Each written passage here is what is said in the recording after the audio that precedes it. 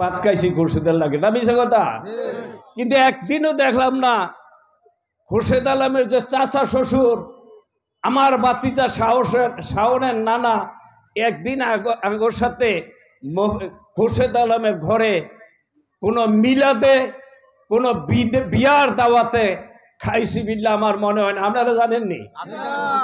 এই জানলে কন্যা মিয়া এই লোকটা যে হনা বাররা তারে কয় এই ফুলাটা আমার নাতি, আমার বাতিজির ঘরের নাতি, এবারে এমপি না বাড়াইয়া আমারে যাতে আল্লাহ মৃত্যুবরণ না করে। কইছিনি কথাটা? এই যে বিপদগামী এই দুইটা লোক তার পেছনে দাঁড়াইছে। আমি অনুরোধ করব বাতিজা, তোর মার বিয়ে আমরা খাইছি। রেদওয়ান আহমেদ এমপি না হলে তোর বাবা চেয়ারম্যান হতো না। বাররা ভুইয়ার বাড়িতে চেয়ারম্যান না হইলে ভুইয়া বাড়ির মাইয়াও দিল না হইলে। এইটা সমস্ত কিছু দাবিদার রেদওয়ান আহমেদ। 79 সালে এমপি হওয়ার পরে খোরশেদ আলম ইউনিয়ন পরিষদের চেয়ারম্যান যখন নির্বাচন করে, আমি হলফ করে বলতে পারি তাহের ভুইয়াতে কমপক্ষে 1000 ভোট কম পাইত। আজকে শাহজাহান চেয়ারম্যান অসুস্থ হয়ে গরো বয়ে রয়েছে, তার বউ তার ছেলেরা কোনো চিকিৎসা করে কিনা আমার জানা নাই, ঘর থেকে বার হইতে পারে নাই। তার জন্য আপনারা দোয়া করবেন। আমার কষ্ট হয় তার কথাটা না বলে আমি পারি না। ভালো চিকিৎসা হলে তাকে যদি আগের মতো টাকা পয়সা তার পকেটে থাকতো তাহলে আজকে মিটিংয়ে উপস্থিত হতো। তো কাজেই আমি অনুরোধ করব তার জন্য আপনারা দোয়া করবেন। আর একটা কথা বলে আমি আমার বক্তব্য শেষ করব। 2018 সালে যখন রেদওয়ান আহমেদ সাহেব ধানের শীষ নিয়ে জুটের নির্বাচন করতে এসেছিলেন, বিএনপির মহাসচিব ডক্টর ফখরুল ইসলাম সাহেব যখন চান্দিনা হাই কলেজ মাঠে এসেছিলেন, তখন বিএনপির প্রার্থী হিসাবে 20 দলীয় জোটের প্রার্থী হিসাবে রেদওয়ান আহমেদ ধানের শীষ নিয়ে চান্দিনাতে নির্বাচন করতে এসেছিল।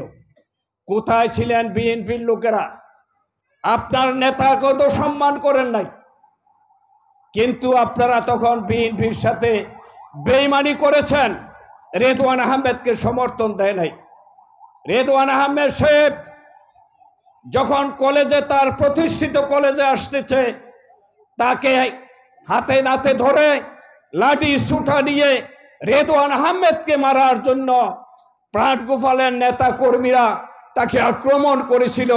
আর রেদওয়ান আহমেদ তার লাইসেন্সকৃত পিস্তল দিয়ে গুলি করে ওনার জীবন রক্ষা করেছে। সেই কথাটাকে মিছা? কিন্তু তখন এই বিএনপির নেতারা রেদওয়ান আহমেদ সাহেব, আওয়ামী লীগের লোকেরা তাকে মারার জন্য উৎপথে বেসেছিল, কিন্তু তোমরা তো একটা প্রতিবাদও করো নাই। রেদওয়ান আহমেদ সাহেব তো 20 দলীয় জোটের নেতা হিসেবে চান্দিনাতে এসেছে। আজকে রেদওয়ান আহমেদের বিরুদ্ধে কথা বলার আর তোমাদের সুযোগ নাই। তার কারণ হচ্ছে ইতিমধ্যে রেদওয়ান আহমেদ বিএনপির যত শীর্ষ নেতা আছে তাদের সাথে বসে নির্বাচনী বিভিন্ন রকমের কিভাবে দেশে নির্বাচন হবে, আগামী সংবিধান কিভাবে হবে, সমস্ত কিছু বিএনপির সাথে বসে উনি নীতি নির্ধারণী হিসাবে বক্তব্য রাখেন। এটা কি মিথ্যা কথা? তো এবারে না দিয়া আমার ভাতিজারে বলে নির্বাচন করার জন্য সুযোগ দিব। আমি এখানে বলে গেলাম, তোমার বাবার স্বপ্ন পূরণ হয় নাই, তোমারও হবে না। আর গাড়িতে যেই লোকদের নিয়ে ঘুরো, কয়দিন পরে একটা লোকও থাকবে না। তবে আমি শুনলাম তোমার বাবার কষ্টার্জিত টাকা দিয়ে বিভিন্ন সময় বিত্তবান জায়গা সম্পত্তি কিনে তোমাকে দিয়ে গেছে। আমি এই চাটুকারের দলেরা, তোমার লোকের চাটুকারের দলেরা ইতিমধ্যে তোমাকে সমস্ত কিছু বিক্রি করে মনে আর 2-6 মাস 1 বছর মাঠে থাকলে বাতিজা তোর কিচ্ছু থাকতো না। তোর মার কাছে আমার সালাম দিস যে শামসুকে এই কথাটা কইছে, তোর মার হাতের রান্না বহু খাইছি, কষ্ট লাগে বাতিজা।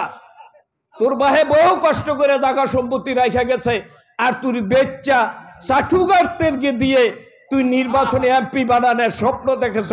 এটা কোনোদিন হবে না।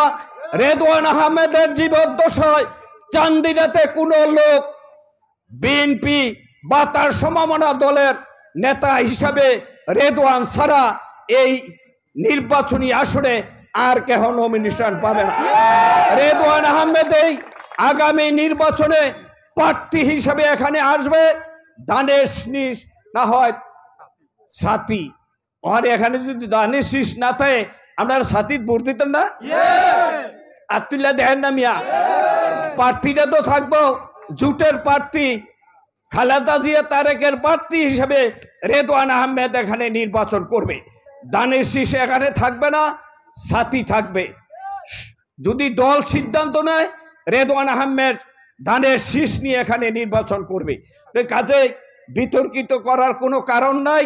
আপনারা সবাই, আমি মনে করি ইত্তারপুর ইউনিয়নের সবচেয়ে 80% ভোট রেদওয়ান আহমেদকে আপনারা দিবেন না? দিবেন না? আবার আব্দুল্লাহ বড় একটা দুনো হাতে একটা তালি দেন। রেদওয়ান আহমেদ সাহেব এই ইত্তারপুর ইউনিয়ন সাধারণ যখন চেয়ারম্যান ছিল, বিভিন্ন সময়ে এই ইউনিয়ন পরিষদ থেকে আরম্ভ করে রাস্তাঘাট, স্কুল, সমস্ত কিছুর উন্নয়ন আপনার হাতে হয়েছে। আবারও যদি নির্বাচন হয় আপনি এই উপজেলা এমপি হবেন, মন্ত্রী হবেন। এই ইউনিয়নের উন্নয়ন আপনার হাতে ছেড়ে দিয়ে আমার কথা শেষ করছি। আল্লাহ হাফেজ।